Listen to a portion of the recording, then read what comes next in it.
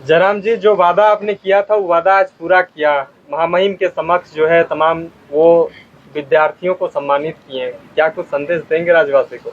देखिए संदेश यही देंगे कि अभी जिस उद्देश्य के साथ हमारे पूर्वजों ने, वीरों ने, महापुरुषों ने इस राज्य को अलग किया है, जिस सपने के साथ, जिस सोच के साथ, तो लगता है कि उस सोच सपने से हम लोग कोसों दूर हैं। उसके कई कारण हैं। उसमें एक महत्वपूर्ण कारण है माननीयों का और आम जनता के बीच एक बढ़ती हुई बहुत बड़ी खाई। माननीय बनने के बाद वो अपनी सुख सुविधा में पूरी तरह से फोकस हो जाते हैं। और ये हमें कहने की आवश्यकता नहीं है, इसमें पेस्टिंग ऑपरेशन कर सकते हैं। जिस प्रकार से उनकी संपत्ति उनके द्वारा विस्तारीकरण किए जा रहा है, उनका साम्राज्य सामने आएगा, वो किसी से छुपा नहीं है। तो हमें लगता है कि अगर आप राजनीति में हैं, अगर अपने लोकतांत्रिक भारत में आप हैं, तो कम से कम लोकतांत्रिक शक्तियों का सदुपयोग होना चाहिए, ना कि दुरुपयोग होना चाहिए। कुछ लोग कहते हैं ना कि सत्ता पे आ जाते हैं या नेता मंत्री बन जाते हैं तो वो अपने आप में सोचते हैं कि हम अपने आप को विकास किस तरह से करें, लेकिन आप तो 75% हम आज तक वो सोच ही नहीं पाए हैं। विधायक वाला फील, विधायक वाला वो सब चीज़ हम सोच ही नहीं पाए हैं। हम आज भी मानते हैं कि हम वो गांव का वही खेल कूद करने वाला, स्कूल कॉलेज जाने वाला, संघर्ष करने वाला, कठिनाइयों का सामना करने वाला, कभी कभी अपनी इच्छाओं को मारकर मौन रहने वाला युवा हम आज भी हैं। तो हमें लगता है कि हमने जिस परिस्थितियों को देखा है, जिन परिस्थितियों से हम गुजरे हैं, उन परिस्थितियों से बाकी युवा भी गुजर रहे हैं, तो उनको कम से कम हम बेहतर बना सकें, उसमें थोड़ी सी अपनी भूमिका का निर्वहन कर पाएँ, ये मेरा प्रयास रहता है। कुछ लोग आरोप लगा रहे थे जब ये प्रोग्राम नहीं होने से पहले, तो आज उन जो लोग आपके ऊपर आरोप लगा रहे थे कि ये वादा किए थे लेकिन वादा अभी तक पूरा हुआ नहीं, तो उन लोगों को क्या कुछ संदेश रहेगा आपके नहीं, तरफ? उन आलोचक के लिए क्या संदेश रहेगा, उनका तो वो टास्क है। अब इस कार्यक्रम पे वो नुस्ख निकालेंगे।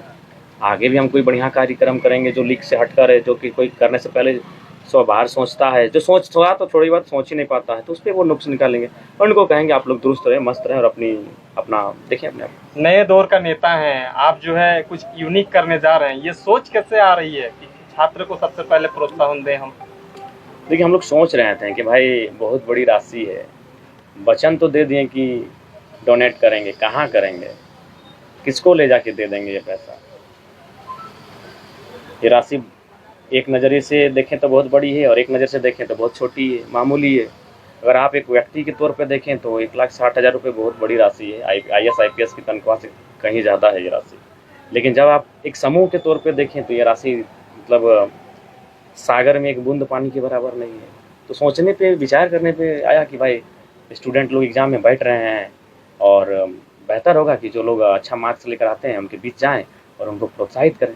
अच्छा जयराम जी, एक चीज का कल्पना करिए, अगर आपके जैसे अगर झारखंड में और भी माननीय होंगे तो झारखंड की दशा और दिशा क्या होगी? अच्छा होगा, कम से कम बहुत ज़्यादा सुधार हो जाएगा। जैसे अभी सपोज दैट मान के चलिए, जैसा हम अखबार में सुनते हैं, किसी का नाम मैं डायरेक्ट नहीं लेते हैं, आप ही सुनते हैं कि किसी व्यक्ति, एक सांसद है अथवा विधायक है अथवा मंत्री है, उसके पास 15,000 करोड़ की संपत्ति है और है भी झारखंड में बहुत सारे लोगों की है। तो 15,000 करोड़ को अगर हम देखें तो यानी 15,000 लोग करोड़पति हो जाएंगे।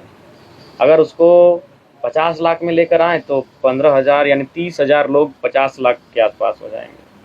अगर उसे हम 25 लाख में लाएं तो 60,000 लोग लगभग 25 लाख के संपत्ति के मालिक हो जाएंगे। तो इसको अगर हम बढ़ाते चले जाएं तो हमें लगता है लाखों लोग लाखपति बन जाएंगे। उतना एक विधायक के पास पैसा है। तो बार बार मैं कहूँ, आज जितनी भी समस्या है, आज समस्या क्या है, भुखमरी, गरीबी, लाचारी, इनका समाधान क्या है? अर्थ। अर्थ ही सारी चीज़ों का समाधान है, अर्थ। और अर्थ किसके पास है? आपको भी मालूम है, हमको भी मालूम है, 1% लोगों के पास भारत देश की 50% अर्थ है और बाकी 99% लोगों के पास भारत देश का 50% अर्थ है। तो सारी समस्याओं की जो जननी है वो अर्थ है। किसी के पास ज़्यादा होना, किसी के पास ना होना, तो उसमें तो बैलेंस करना होगा, उसमें तो सोच रखना होगा। इसीलिए माननीय लोगों का एक बहुत बड़ा रोल रहेगा। अगर देश स्तर से लेकर अगर ये राजनेता, ब्यूरोक्रेट्स, कॉर्पोरेट अगर सोचे तो संभव है। नहीं तो आप कितनों कहें गरीबी हटाओ, गरीबी हटाओ, नहीं हटेगा। उसके लिए जिनके पास पैसा है उनको आके डोनेट करना ही होगा। और धन का, मैंने बचपन में पढ़ा है, धन का 3 गो गति होता है। पहला, जो पैसा आपने कमाया है, पलटू जी, उस धन को मैंने उपयोग कर लीजिए। मोबाइल लीजिए, कुर्ता लीजिए, पैंट लीजिए, बेल्ट लीजिए, जीन्स लीजिए, ट्राउजर लीजिए, घड़ी लीजिए, मोबाइल लीजिए, गाड़ी लीजिए, जो लेना है, जो पैसा कमाए हैं उसका उपयोग कर लीजिए। दूसरा इसका गति होता है कि दान कर दीजिए, और तीसरा होता है नष्ट हो जाना। अभी हमारे माननीयों के पास बहुत सारे माननीय ऐसे हैं जिन्होंने इतना धन कमाया है कि हमें लगता है वो अपनी 4-5 पीढ़ी तक ख़त्म नहीं कर पाएंगे। तो उससे बेहतर है कि अगर वो इन फ्रंट में आकर, आज आप देख सकते हैं प्रतिदिन मामूली रुपए के कारण किसी का अभाव में दम तोड़ देते हैं, मामूली रुपए नहीं होने के कारण कोई बच्चा हतोत्साहित होकर सुसाइड कर लेता है। तो उनको चाहिए आगे आके लोगों के बीच जाके डोनेट करें, नहीं तो ये तो तय है वो कितना पैसा भर के रख लें, एक दिन वो सिकंदर की भांति वो धूल बनेगा ही। स्पेन और इटली की सड़कों ने ये साबित कर दिया कोरोना काल में। वो आपने टेलीविजन में आपने भी देखा, मैंने भी देखा, हम सभी ने देखा कि इटली और स्पेन के लोग सड़कों पे आकर पैसे को उड़ा रहे थे, अटैची उड़ा रहे थे, और कह रहे थे कि जो पैसा हमारे जीवन को नहीं बचा सकता है वो पैसा तो धूल के बराबर ही होता है। तो बस 3 ही गति होता है, या तो यूज कर लीजिए, या तो डोनेट कर दीजिए, या तो फिर डिस्ट्रॉय हो जाएगा, नष्ट हो जाएगा। इसके अलावा पैसा का कुछ हुआ तो अभी अगर हम चाहते हैं इस भारत को, आप लाख नारा लगाइए, आप लाख स्कीम लेकर आइए, जब तक ये लोगों का सोच अगर उदारवादी नहीं होगा। जैसे इस देश में बहुत सारे महापुरुष हुए हैं जिन्होंने अपना, APJ अब्दुल कलाम रहे हैं, जिन्होंने अपना सर्वस्व डोनेट, अपना सारा संपत्ति, अपना सारा सैलरी, हमारे ही आसपास में कॉमरेड AK राय जैसे शख्स हुए हैं, बहुत सारे लोग हुए जिन्होंने जनता को डोनेट कर दिया, बहुत सारे लोगों ने जनता की सुविधाओं के लिए डोनेट किया। विनोद बिहारी महतो, उन्होंने जनता की सुविधाओं के लिए बहुत सारे कार्य किए। वो विधायक सांसद ना होने के बाद पहले भी उन्होंने बहुत सारे ऐसे कार्य किए। तो ऐसे बहुत सारे महापुरुष हैं जो समझते हैं कि अगर मेरे पास है कुछ तनिक ज़्यादा तो लोगों की मदद करनी चाहिए, और ये हमारी परिपाटी है, ये हमारी परंपरा है, ये हमारी सामाजिक सोच है। आपको याद होगा अभी चूँकि गाँव में लोग ये गाय महिष वगैरह नहीं रखते, भैंस वगैरह नहीं रखते हैं, नहीं तो आपको याद होगा, बहुत कम हो गया, रखते भी तो बहुत कम रखते हैं। अगर हमारे घर में अगर कोई गाय या भैंस अगर बछड़े को जन्म देती थी तो उसका जो दूध होता था वो 21 दिन या फिर कुछ दिनों तक उसको हम लोग संगार के रखते थे, और फिर अपना गोतिया भैद में उसको इसलिए बांटते थे कि जाइए ये नया दूध है, इसके आप लोग खीर बनाइएगा। तो हम लोग उस परिपाटी को जीने वाले लोग हैं, उस प्रकार हमारा समाज का अवधारणा था। लेकिन आज क्या हुआ कि हम लोग पड़ोसी को हम लोग छींक तक देना नहीं पसंद करते हैं। पड़ोसी मतलब अपना सगा भाई को, कि हमारा छींक भी उस तक ना जाए। तो हम उस दौर में आ गए हैं। तो ऐसे दौर में अगर एक नया विधायक पहल किया है तो ये सकारात्मक है। सबको आलोचनाएं दूसरे विषय पे करनी चाहिए, दूसरे विषय पर आलोचना होनी चाहिए, उसके लिए कोई दिक्कत नहीं। लेकिन अगर कोई सकारात्मक चीज़ लेकर आए जिसमें एक विजन है तो उसका स्वागत होना चाहिए, तभी बाकी लोग प्रयास करेंगे। कैसा फील कर रहे हैं? जितना बड़ा भव्य कार्यक्रम, 40, 80, 90 बच्चों को आपने सम्मान के 40 + 70 110 बच्चों को सम्मान के तौर पर अपने सैलरी को दान किए हैं, तो कैसा फील हो रहा है? देखिए बिल्कुल प्राउड मोमेंट है। और वो कहते हैं ना हर चीज़, अब आप कुछ कोई आपके साथ अच्छा करता है तो आप भी किसी के साथ अच्छा करते हैं। मुझे वो दिन याद आया है जब हमारे पास फी नहीं होता था, इंटर का हो या फिर ग्रेजुएशन का हो, तो अमूमन हम अपना जो गांव के जो दोस्त हमारे बाहर रहते थे या फिर हमारे मामा घर में जो हमारे लोग सक्षम है, मेरे भाई मामा का घर में जो जिनसे हमारा पुराना संबंध है, मामा का बेटा लोग हैं या फिर मामा लोग हैं, तो उनको हम 200 400 के सबसे लेते थे। हम किसी को एक आदमी को कभी बर्डन नहीं दिए हैं, कोई भी मैटर रहे हम एक आदमी को नहीं दिए। अगर हमें 1000 रुपये का जरूरत पड़ा था हम 5 लोगों से डिमांड करते थे कि हमको 200 दीजिए। और लगभग मेरा इंटर से लेकर ग्रेजुएशन तक चला है ये। तो आज जो लोग मेरी मदद करते हैं हम भी उसी तरह पढ़े हैं, लोगों के सहयोग से ही पढ़े हैं।